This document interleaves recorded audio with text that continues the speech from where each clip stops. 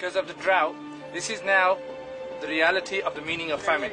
We discussed the terminology, the numbers, the figures, the statistics, but this is what the reality is. When we say famine, we look at Abdul Rauf and his family here, and we see famine in reality, in the flesh.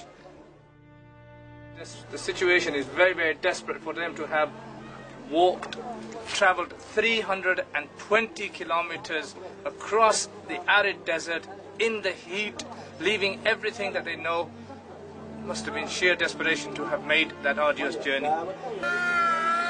We like to think the likes of Rauf and his family, Abdullah Rauf and this family are the fortunate ones.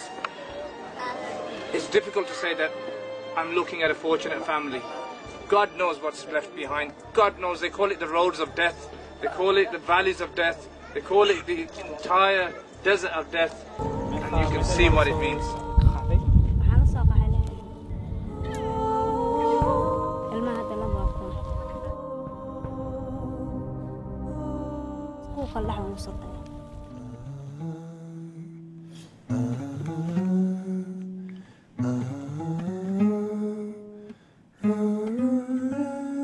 Somalia, black faces, white tongues, the smell of seawater taunts with sarcasm. Drink me. Oh, Somalia, I'm sorry I couldn't be there for you. But while you were trying to get your daughter to drink her urine, a singer died.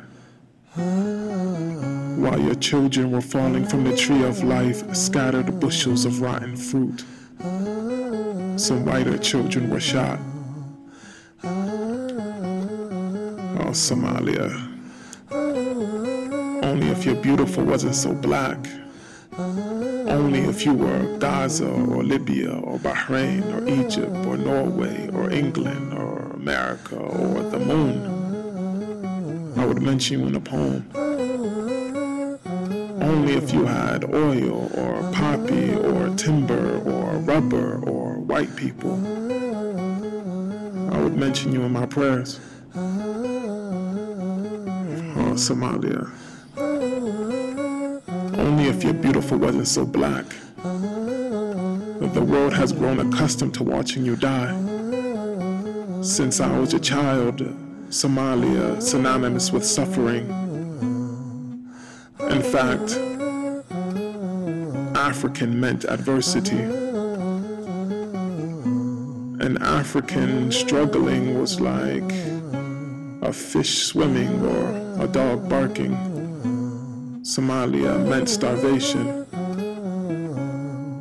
Never mind the magic in your poetry, or the glowing saints rising from your lands like 1,000 moons. Never mind the beauty of your beaches or the utter perfection in the hips of your women. Oh, Somalia, only if you didn't wear the resemblance of Eve. Like an ornate funeral shroud, we wouldn't see you as our sin and avert our gazes. In shame, turn our faces to blame. Only if your lack of the worldly didn't remind us of our lack of the otherworldly, perhaps then we would mention you. Oh, Somalia. Only if your beautiful wasn't so black.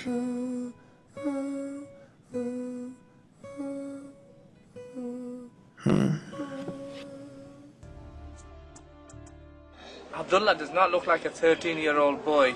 It's just body in bones wrapped in flesh.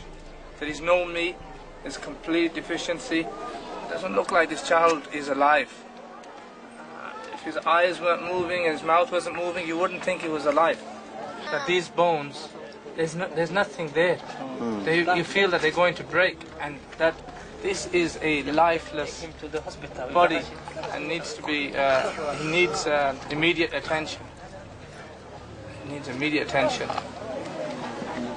It's heart-wrenching.